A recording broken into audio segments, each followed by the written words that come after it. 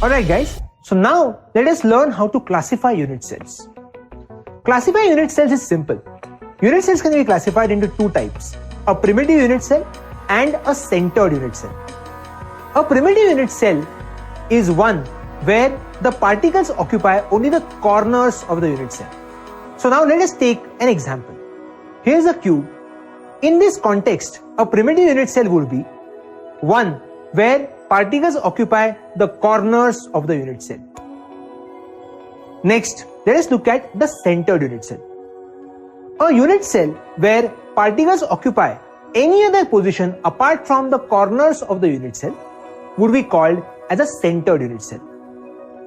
A centered unit cell would be further classified into three types. The first type of centered unit cell would be the body-centered unit cell. In this context, there is a particle present at the center of the body of the unit cell. So let's take an example again.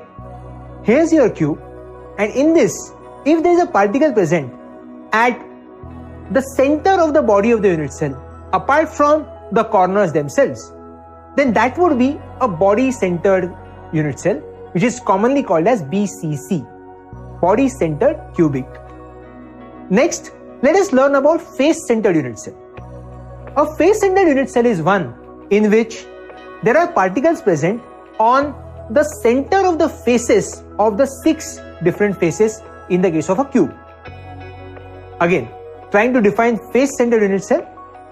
A face-centered unit cell is one where particles are present at the face centers of that particular unit cell. Let's take an example again. Here's where your cube is.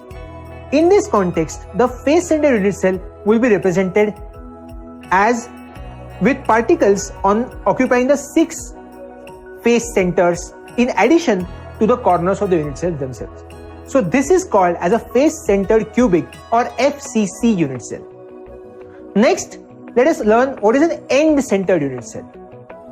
In the end-centered unit cell, particles will occupy positions on 2 opposite faces in addition to the 8 corners. So in the context of the cube again, an end-centered unit cell would be something like this, wherein particles are occupying positions apart from the 8 corners of the cube in 2 different opposite faces and their centers.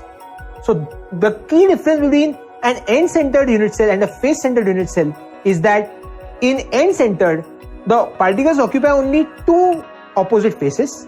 Over here, they occupy all faces in the face-centered context. So these are the ways in which we classify unit cells.